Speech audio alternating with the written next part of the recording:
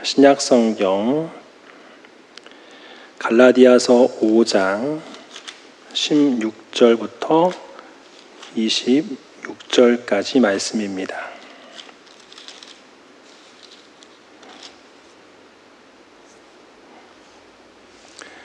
신약성경 309쪽 갈라디아서 5장 16절부터 26절까지 말씀 다 같이 함께 한 목소리로 읽겠습니다. 시작. 내가 이르노니 너희는 성령을 따라 행하라. 그리하면 육체의 욕심을 이루지 아니하리라. 육체의 소욕은 성령을 거스르고 성령은 육체를 거스르나니 이 둘이 서로 대적함으로 너희가 원하는 것을 하지 못하게 하려 함이니라. 너희가 만일 성령의 인도하시는 바가 되면 율법 아래에 있지 아니하리라. 육체의 일은 분명하니 곧 음행과 더러운 것과 호색과 우상 숭배와 주술과 원수 맺는 것과 분쟁과 시기와 분냄과 당짓는 것과 분열함과 이단과 투기와 술취함과 방탕함과 또 그와 같은 것들이라. 전에 너희에게 경계한 것 같이 경계하노니 이런 일을 하는 자들은 하나님의 나라를 유업으로 받지 못할 것이요 오직 성령의 열매는 사랑과 희락과 화평과 오래 참음과 자비와 양선과 충성과 온유와 절제니 이 같은 것을 금지할 법이 없느니라. 그리스도 예수의 사람들은 육체와 함께 그 정욕과 탐심을 십자가에 못 박았느니라. 만일 우리가 성령으로 살면 또한 성령으로 행할지니 헛된 영광을 구하여 서로 노엽게 하거나 서로 투기하지 말지니라. 아멘. 오늘 수업에 나오신 여러분 주님의 이름으로 환영하고 축복합니다. 네, 오늘 말씀을 통해 다시 한번 나의 신앙을 돌아보고 주님 오시는 그날까지 주님이 기뻐하시는 그러한 그리스도인으로 나아가시기를 주님의 이름으로 축복합니다. 오늘 갈라디아서 말씀을 읽었습니다. 갈라디아 교회는요, 바울이 어떻게 보면은 초창기 때 사역했던 장소입니다. 그리고 이 갈라디아 교회는 바울에게 있어서 굉장히 어떻게 보면은 아픈 손가락일 수도 있어요. 왜냐하면은 첫 사역의 사역지이고 또 예수 복음을 전했을 때 그들이 그 복음을 받아들였고, 그런데 갈라디아서 1장에 보면은 그들이 이제 다른 복음에 빠져 있다는 것을 알 수 있습니다. 그리고 중간중간 내용을 보다 보면은 바울이 이 갈라디아 교회를 얼마나 마음에 두고 있는지, 마음 아파하는지를 중간중간 말씀을 통해서 살펴볼 수 있습니다. 오늘 우리가 읽은 말씀은 이제 5장 말씀인데 5장, 6장은 편지의 마지막 부분이에요. 권면의 말씀이기도 하지만은 앞의 내용을 근거로 해서 권면의 말씀을 하는 거니까 어떻게 보면 갈라디아서 전체의 내용과 연결이 되는 부분이라고 할 수 있습니다. 그러니까 바울이 어떠한 신학적인 내용들, 물론 신학적인 내용을 정리하려고 하는 건 아니지만은 그 안에 있는 신앙을 위한 여러 가지 말을 하잖아요. 이론적인 것, 어떠한 개념적인 것을 얘기하는데 그것을 이제 마지막 편지 부분에서는 권면이라고 해서 앞으로 이렇게 살아라, 이런 부분이 권면이거든요. 그러면 앞에서 한 말을 근거로 해서 그러므로 너희는 이렇게 살아라, 이렇게 연결이 된단 말이에요. 그러니까 오늘 우리가 읽은 말씀은 갈라디아서 전체를 이렇게 아우르는 내용이라고 보면 돼요. 오늘 말씀에 보면은 성령의 어떠한 일, 그리고 육체의 일, 이런 내용들을 다루고 있는데 우리 삶을 돌아볼 수 있는 말씀이에요. 오늘 나이가 많으신 권사님이 나이가 이제 권사님이시긴 하지만 나중에 뒤늦게 복음을 듣고 교회 나와서 예수님을 영접했습니다. 그래서 나중에는 이제 명예 권사님으로 이렇게 올라서게 됐는데 그 전까지 지금도 그렇지만은 그 전까지 예수님을 이제 교회 나와서 영접했는데 그분이 특징이 있어요. 일평생토록 별명이 하나 있는데 욕쟁이에요. 욕쟁이 할머니.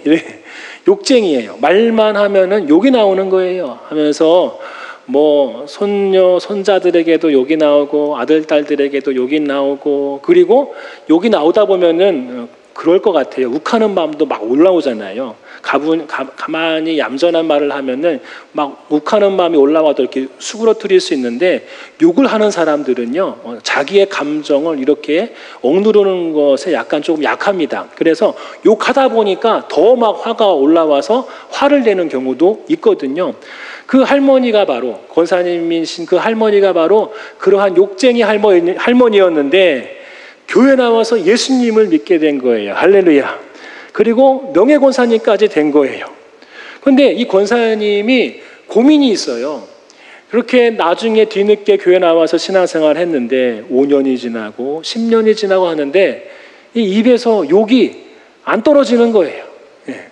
권사님이까지 됐는데도 계속 욕이 나오는 거예요. 물론 교회에 나와서까지는 욕을 할 수 없지만 교회 모든 예배 끝나고 집에 돌아가면은 자연스럽게 나도 모르게 막 욕이 나오는 거예요. 권사님이 이제 하고 싶어서 욕을 하는 게 아니라 하기 싫은데도 욕이 나오는 거예요. 신앙생활을 오래 하다 보니까 권사님이 고민이 되는 거예요. 나는 정말 신앙인인가? 나는 정말 예수님을 영접했는가?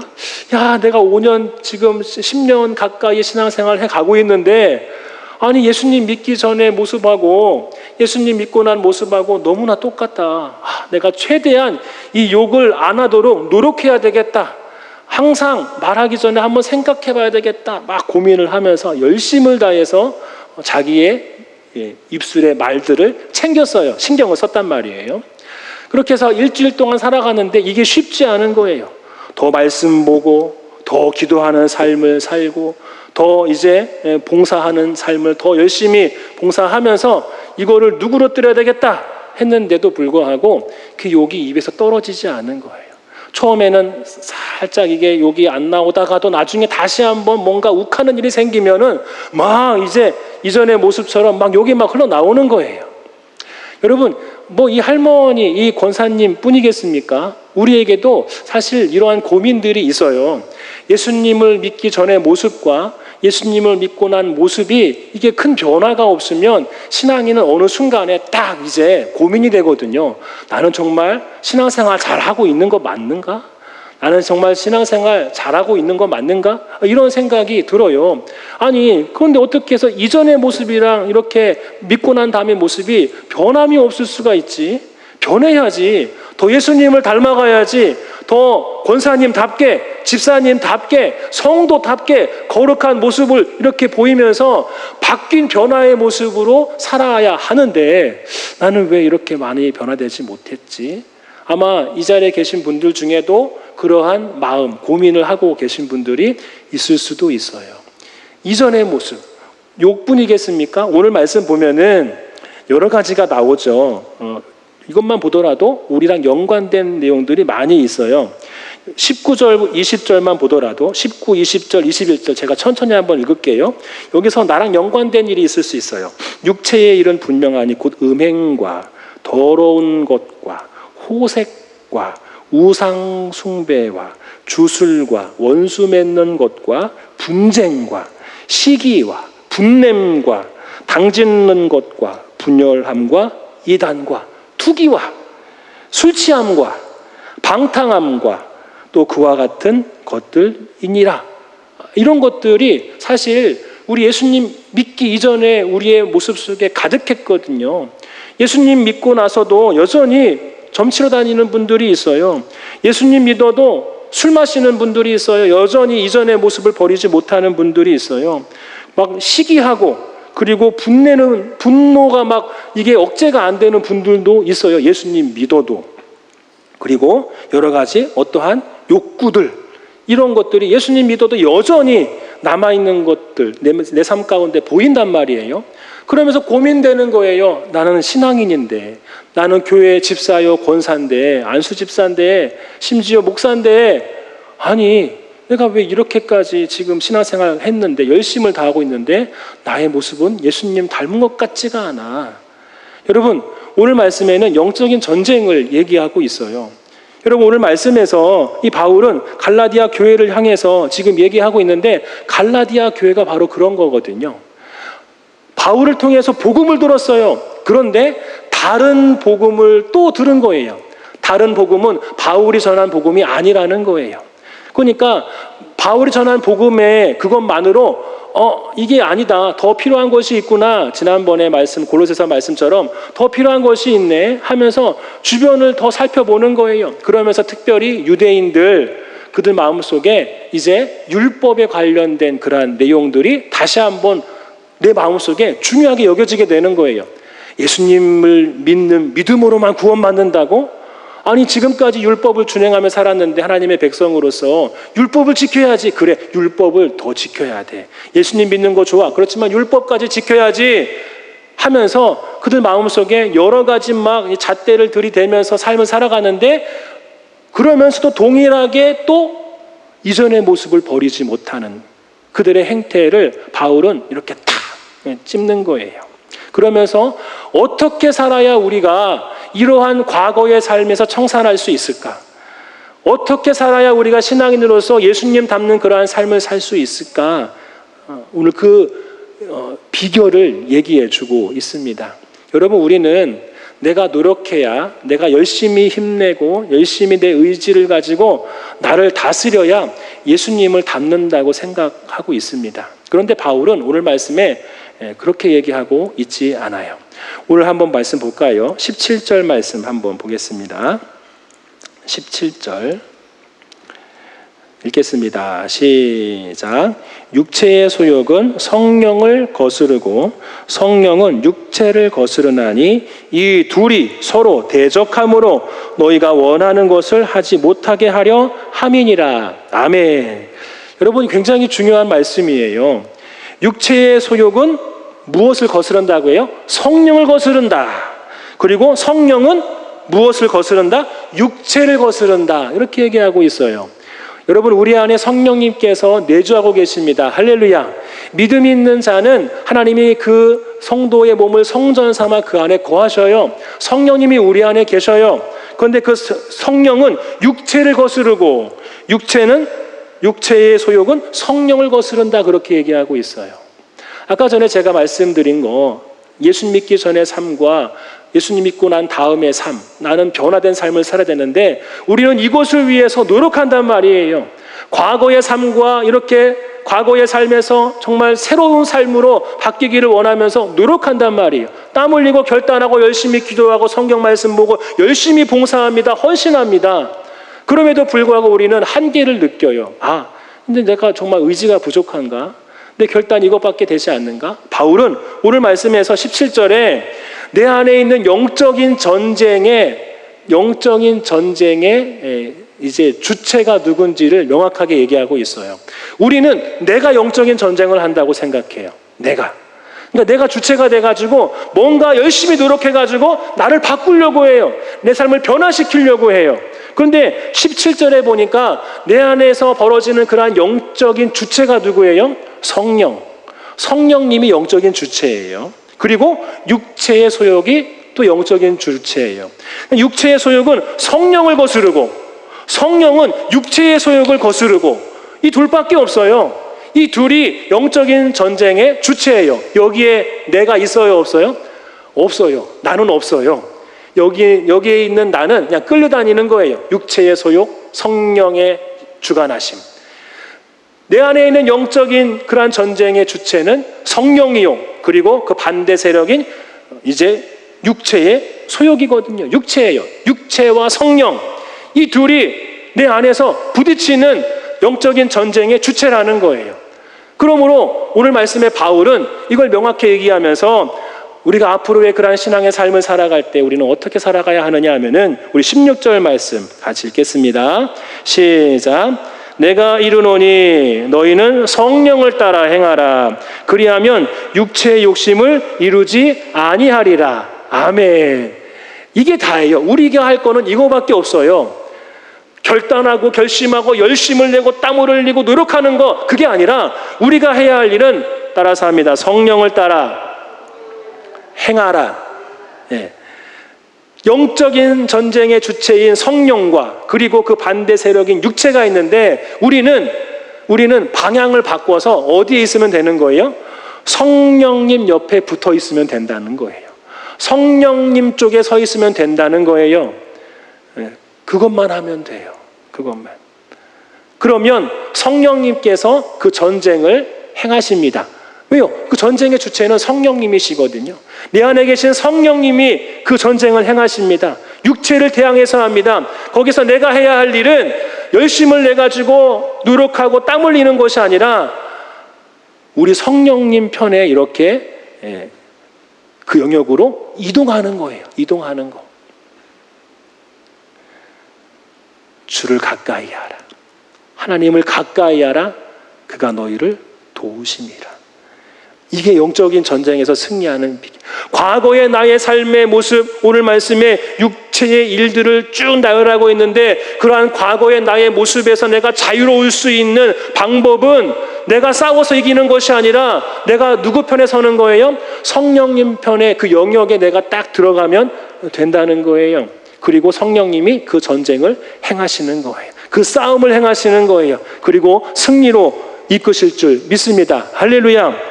그래서 오늘 말씀은 너무나 중요해요. 오늘 말씀은 방향의 문제거든요. 방향의 문제. 육체의 편에 서느냐, 성령의 편에 서느냐. 성령의 편에 서면 이긴다. 그리고 이거는 귀속의 문제예요. 어디에 속해 있느냐. 육에 속해 있으면 매일매일 질 수밖에 없어요. 아까 그 권사님처럼 매일매일 욕할 수밖에 없어요. 그렇지만은 내가 육에 귀속된 것이 아니라 성령에 귀속되기를 내 스스로 자처하며 그 영역으로 들어가면 성령님이 나를 붙들어 주시는 거예요. 욕이 나오지 않겠죠. 어떤 분은요, 막 담배 때문에 교회 다녀도 담배가 끊을 수가 없는 거예요. 나중에는 담배가 이제 이게 손에서 떨어지지 않으니까 나중에는 기도하다가 모든 거 포기하고 아우 주님 막 갈등 생기면서 주님만 부르는 거예요. 나중에는 담배를 입에 딱 무니까 너무나 쓴 거예요. 아니 이렇게 쓰디 쓴 것을 내가 왜 입에 물고 살았을까? 이제 더 이상 담배를 필 수가 없는 거예요. 이게 끊기는 거죠. 본인이 노력해서 그런 게 아니라 성령님 편에 서면 성령님이 나를 통해 싸우시도록 나를 내어주면 성령님이 그렇게 내 안에서 역사하신다라는 거예요. 그러니까 이 영적인 싸움은 방향의 문제예요. 내가 어디를 향하고 있는가. 그리고 귀속의 문제예요. 내가 어느 편에 서 있는가. 그리고 이 영적인 싸움은 사실 열매의 문제거든요. 열매의 문제. 오늘 말씀에 열매를 얘기하고 있어요. 우리 22절, 23절 말씀 같이 읽겠습니다. 시작. 오직 성령의 열매는 사랑과 희락과 화평과 오래 참음과 자비와 양송과 충성과 온유와 절제니 이 같은 것을 금지할 법이 없느니라. 아멘. 열매죠, 열매. 열매, 여러분 열매가 바울이 왜 열매라고 했을까요? 다른 거를 얘기할 수 있어요. 바울이 열매를 얘기했어요. 열매가 뭡니까? 우리 권사님들 농사 지시는 분들 열매, 이게 내가 만드는 게 아니잖아요. 씨를 만들고 거기 속에 섬유질을 만들고 과즙을 넣고 겉에 색칠하고 해가지고 과일을 딱 만들어낸 게 아니잖아요. 열매는 맺히는 거예요. 그렇죠? 우리 권사님들 하루 자고 딱 일어나면은요 어때요? 야, 오이가 이만큼 컸네. 하루만 자도 쭉쑥쑥 크잖아요. 고추가 이만큼 자랐네. 야, 참외가, 수박이, 야, 들깨가 이 정도 컸네. 쑥쑥 컸네. 내가 한 건가요? 우리 권사님들이 한 건가요? 열매는 맺히는 거예요. 열매는 자라서 자연스럽게 맺히는 게 열매예요. 오늘 말씀은 영적인 싸움은 공산품을 만드는 것이 아니다. 열매를 맺는 거지, 이렇게 얘기하고 있어요. 공산품은 뭐예요? 만드는 거죠. 공장에서 뭔가 제품을 찍어내는 거는 하나하나 만드는 거예요. 하나하나 부품을 조립해가지고 뭔가를 딱 해가지고 결과물을 딱 만들어내는데, 영적인 싸움은 내 삶에 예수님을 닮아가는 그러한 모습은 내가 만드는 게 아니에요. 공산품처럼 만드는 게 아니에요. 열매로 맺어지는 거예요. 이거는 뭐다? 내가 방향을 성령께로 향하고 내 삶의 영역을 성령께 귀속시키면 성령님이 내 삶 가운데 역사하셔서 내 삶에서 자연스럽게 무엇이 맺힌다? 이 성령의 열매가 맺히는 거예요. 노력한다고 되는 게 아니에요. 땀 흘린다고 되는 게 아니에요. 내 결심으로 되는 게 아니라는 거예요. 바울은 이걸 분명하게 얘기하고 있어요. 여러분, 정말 우리가 사실 이것 때문에 평생 어떻게 보면은 씨름해야 되겠죠. 사실 바울 자신도 로마서 7장에 가면은 사실 이것 때문에 고민을 하고 있거든요. 내 안에 두 개의 마음이 싸우고 있다. 너무 괴롭다. 바울도 하나님의 그러한 은혜를 귀하게 감당하고 있고 훌륭한 사람이긴 하지만 그도 역시 인간이기에 로마서 7장에 가면은 자기의 연약함을 얘기합니다. 계속해서 영적인 싸움이 벌어지고 있어요. 그럼에도 불구하고 바울은 계속해서 어디 편에 서는 거예요? 성령님 편에 서는 거예요. 성령님 편에 서고 성령님을 향하고 있고, 그리고 그 안에서 로마서 8장에 가면은 성령님의 도우심으로 어떻게 우리에게 승리가 주어지는지를 고백하고 있어요. 로마서 7장과 8장을 한번 쭉 보세요. 오늘 말씀이랑 이렇게 쭉 연결이 되어집니다. 여러분, 우리 권사님들, 우리 집사님들 앞으로의 신앙생활, 오늘도 예수님 닮는 삶 살아야 돼요. 내일도 예수님 닮는 그러한 삶을 살아야 돼요. 주님 오시는 그날까지 우리는 계속해서 예수님을 닮아가는 그리스도인이 되어야 할 줄 믿습니다. 할렐루야. 그러기 위해서 내가 어떻게 된다? 성령님을 향해서 성령님 편에 서 있어야 되는 거예요. 변화는요, 내 삶의 변화는 싸워서 이루어지는 게 아니에요. 내 삶의 변화는 어떠한 싸우는 힘에서 나오지 않아요. 내 삶의 변화는 성령님 편에 서는 것, 성령님 쪽으로 방향을 전환하는 것, 그러면 그때 변화가 찾아오는 거예요. 여러분, 오늘 이 말씀을 꼭 기억하시기를 바랍니다. 그래, 오늘도 성령님 편에 서자. 오늘도 성령님을 바라보자. 성령님을 향해서 얼굴을 돌리자. 이렇게 살아가면 하루하루가 조금씩 예수님을 닮는 모습으로 바뀔 거예요. 그러기 위해서는 성경 말씀을 읽어야 되겠죠. 예배 생활 잘 해야 되겠죠. 기도 생활 잘 해야 되겠죠. 왜? 그래야 성령님께서 나에게 어떻게 역사하시는지를 민감하게 또 우리가 느낄 수 있거든요. 성령님이 내 안에 그렇게 역사하시도록 나를 내어놓아야 해요. 사랑하는 성도 여러분, 어떤 분은 그런 얘기를 합니다. 신앙생활 하는 거는 버티는 거야. 그렇게 얘기하기도 해요. 버티는 거. 버틴다는 그러한 뉘앙스가 뭐예요? 신앙생활은 힘들어. 주일마다 예배해야 되지. 기도도 해야 되지. 성경 말씀, 글자도 안 보이는데 성경 말씀도 읽어야 되지. 하면서 또 교회 안에 봉사도 해야 되지. 그래서 여러 가지 일들을 해야 되니까, 감당해야 되니까 어떤 분들은 신앙생활을 버티는 것으로 이해하는 분들도 있어요. 교회 나오는 의무, 기도와 헌신해야 하는 그러한 내용들. 그러다 보니까 이제 때로는 힘들 때 포기하기도 하고, 때로는 힘들 때 자기 자신을 자책하기도 한단 말이에요. 근데 거기서 중요한 거는 왜 이런 생각을 갖고 있느냐, 왜 이러한 마음이 드느냐 하면은 내가 지금 방향을 잘못 설정하기 때문에 그런 거예요. 방향을 내가 한다라고 지금 생각하기 때문에 그래요. 열심히 해서 싸워야지, 열심히 해서 대적해야지, 열심히 움직여야지. 물론 그것이 나쁘다는 건 아니에요. 그 열심히 우리에게 필요하기도 합니다. 의지, 결단을 통해서 내 삶 가운데 어떠한 것들을 행하는 것도 중요해요. 그렇지만은 내 안에 있는 그러한 영적인 싸움에 있어서, 나를 다스리는 그러한 차원에 있어서 내 스스로의 힘으로는 부족하다는 것을 꼭 기억하시기를 바랍니다. 이게 되지 않으면 사실 순간순간마다 우리는 다시 한번 원점으로 돌아갈 수밖에 없어요. 예수님 믿기 전의 모습으로 또 이제 회귀하고, 다시 한번 또 회개하고, 다시 한번 믿음이 성장하다가 또 열심히 냈는데 그러한 싸움에서 패배해서 또 예수님 닮는 것들을 또 포기하고, 지치죠. 이러면 지치는 것밖에 없어요. 그래서 바울은 그렇게 하면은 너 힘들지 않니? 그렇게 하면 너무나 괴로운 거야. 그러면 신앙생활이 의무가 돼. 신앙생활이 옥죄는 율법하고 뭐가 달라? 갈라디아서에 이제 율법과 은혜로 이렇게 대조를 하거든요. 그것과 뭐가 달라? 율법과 뭐가 다르냐? 성령 안에 살아라. 성령님 편에 서라. 성령님을 향해서 바라보면서 하루하루 살아라. 그렇게 권면하고 있는 거예요. 사랑하는 성도 여러분, 우리 안에 다시 한번 내가 하려고 하는 그러한 마음들을 내려놨으면 좋겠어요. 조금 내려놨으면. 물론 그러한 것들이 순간순간마다 필요하긴 하지만 그거를 우선순위로 두면 안 된다는 거예요. 내가 잘해야지, 내가 열심히 해야지, 내가 열심히 공부해야지, 땀 흘려야지, 잠 안 자고 더 이제 깨어 있으면서 그 일을 감당해야지. 그런데 그 감당할 힘을 누가 주시는 거예요? 성령님이 주셔야 되는 거예요. 내 힘으로는 한계가 있을 수밖에 없단 말이에요. 잠시 내려놓는다는 거는 포기한다는 게 아니라 나를 의지하는 거를 내려놓고 누구를 의지하는 거예요? 성령님을 의지하는 거를 더 비중을 많이 두라는 거예요. 그래서 오늘 하루도 그렇고 내일도 그렇고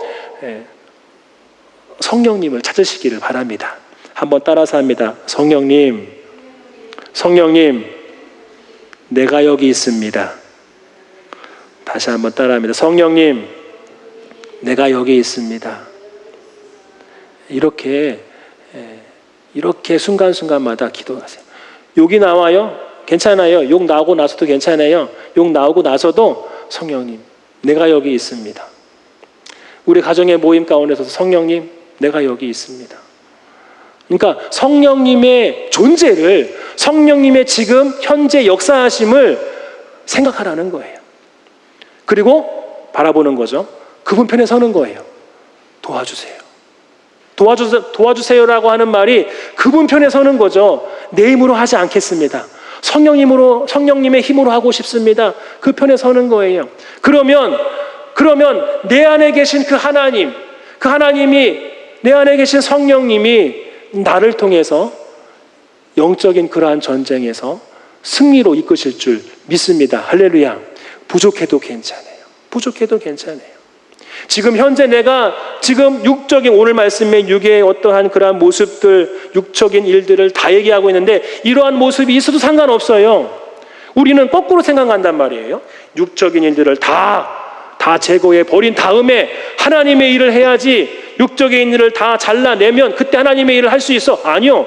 바울은 얘기합니다. 오늘 말씀 우리가 16절에 내가 이르노니 너희는 성령을 따라 행하라. 그 말은 뭐냐면은 지금 부족해도, 지금 오늘 말씀에 등장하는 육체의 일들을 내가 지금 하고 있다 할지라도 순간순간마다 성령을 따라 행하라, 그거예요. 그러면 그 순간, 어느 순간 지금까지 해왔던 그러한 육적인 일들이 점점 영역을 잃어가고 작아지면서 나중에는 내 안에 성령님을 따라 행하는 그러한 모습 속에 이제는 예수님을 닮아가는 모습으로 점점 비중 있게 그렇게 인생을 살아가게 되는 거예요. 이게 영적인 싸움이라는 거예요. 영적인 싸움은 내가 하는 게 아니에요. 내가 하는 게 아니에요. 내 안에 계신 하나님이 하시는 거예요. 그분의 역사하심, 그분의 현재 일하시는 거를 우리가 인지해야 돼요. 그거를 잊고서 그냥 내 모습만 보고 육적인 일만 보고 좌절하는 건 이건 아니에요. 여러분, 오늘 이 시간부터 아까 우리가 함께 잠깐 기도했듯이 성령님, 내가 여기 있습니다. 성령님, 오늘 내가 감정과 싸우지 않겠습니다. 성령님, 내가 뭘 하기 원하십니까? 성령님, 도와주세요. 이렇게 기도하면서 하루하루 사시기 바랍니다. 그러면 이제 그 고민은 사라질 거예요. 그러면 더 예수님을 닮아가게 될 거예요. 이 영적인 싸움에서 우리가 이겨나갈 수 있게 될 거예요. 오늘 육적인 일, 그 모든 내 안에 있는 그런 요소들이 힘을 잃게 될 거예요. 그러면 그때는 뭐가 될까요? 그때는 이제 기쁨이 충만한 거예요. 그래, 내가 바로 하나님의 자녀구나. 내가 바로 하나님의 자녀구나. 하나님의 백성이구나. 예수님을 닮은 그리스도인이구나. 그렇게 고백할 수 있게 될 거예요. 이 말씀은 꼭 기억하고 삶 가운데 적용해 보시고 성령님의 존재, 성령님의 역사하심을 인정하면서 이 영적인 전쟁에 승리할 수 있는 저와 여러분 되시기를 주님의 이름으로 축복합니다. 예화 하나만 드릴게요. 허드슨 테일러라고 하는 이제 영국인 선교사가 있어요. 그분은 중국 선교사예요. 그분은 대단한 분이에요. 대부분이요, 이제 배를 타고 선교하잖아요. 그러면 대부분 선교가 어디에서 이루어지냐면은 해안선에서 이루어져요. 해안선에서. 그러니까 선교사들이 그 나라에 딱 왔어요. 그러면은 이제 육지로 들어가는 게 아니라 해안선에 머무는 거예요. 예를 들어서 선교사가 이제 뭐 한 100여 년 전에 한국에 왔다. 그러면 한국에 오면은 평택으로 들어가지 않고 포승 주변에만 활동하는 거예요. 우리 안중 포승 주변에만 활동하는 거예요. 왜요? 위험한 일이 있으면 바로 배 타고 도망가려고. 그 당시에 선교가 그랬어요. 선교는 해안선을 중심으로 해서 선교가 이루어졌어요. 근데 허드슨 테일러는 아니다. 육지로 들어가는 거예요. 더 안으로 들어가는 거예요. 그러니까 나중에 도망갈 그 여지를 남기고서 해안선에만 활동하지 않고 육지로 들어가서 복음을 전했던 사람이 바로 허드슨 테일러예요. 중국의 이제 선교사예요. 중국 선교사. 그런데 그분이 선교 활동을 하는데 선교지에서 문화가 다르잖아요. 서양 사람하고 동양 사람하고 너무나 다르잖아요. 그러니까 이분이 사실 약간 욱하는 마음이 있었나 봐요. 화가 나고 짜증이 나고 열매가 없으니까 막 화가 나고 짜증이 나고 주저앉고 실망하고 좌절하고 이런 마음들이 생기는 거예요. 내가 하나님의 일을 위해 복음을 위해서 이 땅까지 왔는데 중국까지 왔는데 야 열매가 없구나. 화가 막 나기 시작을 합니다. 그러다가 기도하는 거예요. 물론 순간순간마다 주님이 역사하셔서 채워주시는 은혜를 경험했지만 어느 순간 기도하다가 딱 그러한 오늘 말씀처럼 이러한 감동을 받은 거예요. 내가 하려고 했구나. 내가 선교하려고 했구나. 내가 이거 하나님의 일, 내가 능력이 있어가지고 내 지혜로, 내 능력으로 감당하려고 했구나. 갑자기 이런 마음이 탁 드는 거예요. 내가 이 선교를 위한 배가 잘 나가도록 노지를 엄청나게 했구나. 노지를 하면 얼마나 힘들어요. 어느 순간 딱 깨달은 거예요. 노를 막 젓는 것보다 더 편한 방법이 있더라고요. 보니까 닷을 올리는 거예요. 닷은 내리는 거죠. 그렇죠? 해가지고 돛이라고 해야 되나? 돛을 올리는 거예요. 해가지고 바람을 받아서 배가 가면은 노를 그렇게 막 어렵게 막 아둥바둥 절 필요가 없는 거예요. 그때 깨달은 거예요. 야, 내가 너무 내 힘으로 이 일을 감당하려고 했구나. 하나님은 살아계시는데, 하나님은 이 중국의 영혼들을 사랑하시는데, 하나님은 정말 지금도 이 선교 현장 가운데 일하시고 계시는데 내가 내 힘으로 아둥바둥 하려고 했구나. 그때부터 조금씩 내려놓기 시작을 했대요. 그러니까 화가 수그러들기 시작하는 거예요. 그러니까 내 앞에 있는 영혼이, 중국인 영혼이 하나하나 사랑스럽게 보이는 거예요. 나를 향해서 나쁜 짓을 하더라도 하나님이 그 사람을 위해서 2000년 전에 십자가에서 지셨다는 그 생각만 해도 하나님이 얼마나 이 영혼을 사랑하시는지가 느껴지니까 막 화가 안 나는 거예요. 짜증이 안 나는 거예요. 열매가 없어도 그냥 감당할 수 있는 거예요. 성령님 편에 선 거죠. 성령님의 영역에 이렇게 딱 앉아서 하나님의 일들을 감당한 거예요. 점점 더 예수님을 닮아가는 모습으로 성장되는 거 아니겠어요?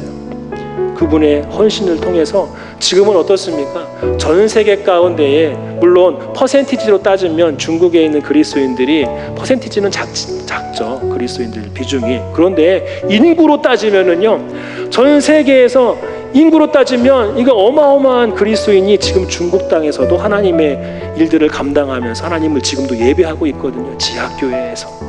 핍박 가운데 끝까지 그 복음을 지키면서 신앙을 지키면서 살아가고 있어요. 여러분, 우리도 다르지 않습니다. 성령님을 향해 얼굴을 돌리시고 성령님의 영역에 앉으시고 신앙생활하면 영적인 싸움은 내가 하는 것이 아니니까 주님이 우리에게 승리를 안겨주실 줄 믿습니다.